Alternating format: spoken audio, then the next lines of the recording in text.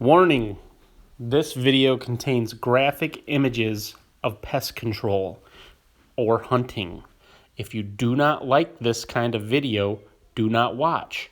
Here's the warning. Leave now if you do not like this kind of video. Thank you.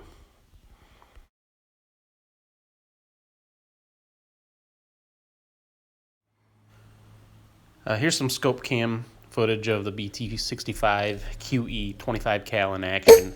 This is at 30 yards using the JSB King Heavy 34 grains, averaging 960 feet a second for 18 shots with a 21 feet per second spread.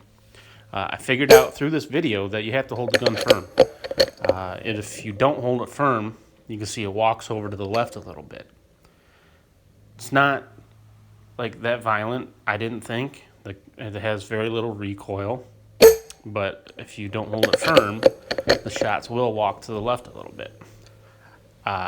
This was at the top of the fill. I shot 9, and then off camera, I shot another 9 at the target to the right of this target that I'm shooting at now.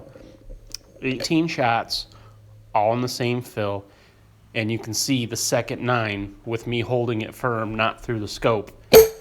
What a big difference it is. This thing is a tack driver at 30 yards, an absolute tack driver. 9 shots isn't just an arbitrary number. It's how many shots are in the magazine. So I can't do a TED 10. It'd be too much of a pain to load up one pellet for another shot. But I'm going to do the average guy air guns 9 on this. So that's why I say 9 shots, 18 shots of fill.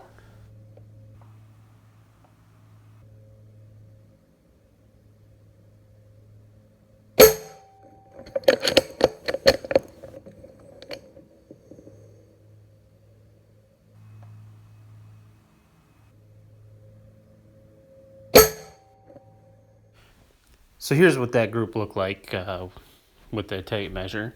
Not too bad. You know, I've definitely had worse with my Impact and my Marauder.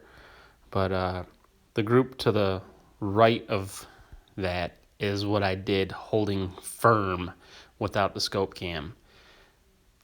That is really impressive in my mind for an out-of-the-box gun at this price point. I'm pretty amazed by this gun. Now it's time to do some hunting with the BT65. I didn't get a chance to do many slow motion shots because it was rainy and dark, and you need a lot of light to do a good slow motion shot.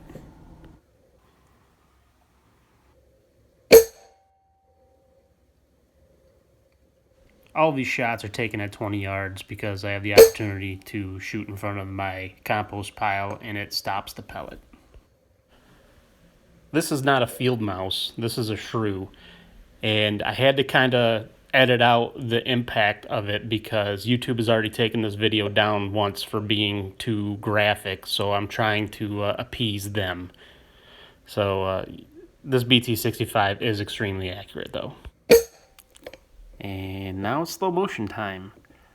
As you can see, wherever you point the BT65, that's where the pellet's going to hit. It may jump over to the left a little bit if you don't hold it firm, but at 20 yards, it doesn't make a difference. It's hitting where you point it at. And he is in my freezer now. In part 1 of this review, you may have remembered me saying that the squirrels don't mind the noise output of this rifle. There's proof right there.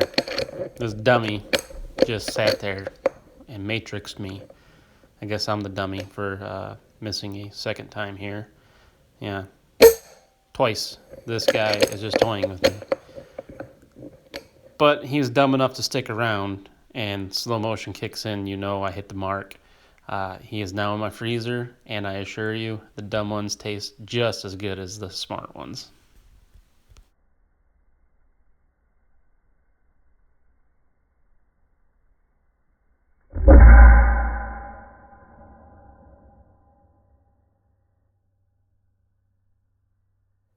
This guy lined up perfectly. Through his brain, into his spine, no flopping around.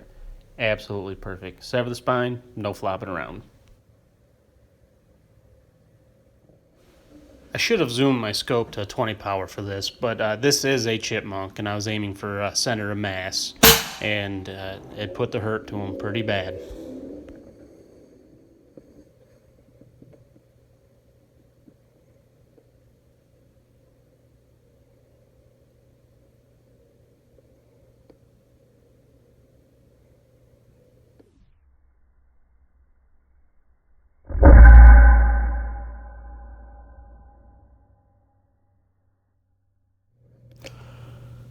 So I had another shrew come in, and I wanted to try to do a headshot on him to prove how accurate this BT65 was at 20 yards. It's really tough trying to get the crosshairs lined up on him. He's not stopping at the same spot at the pile like the other one did.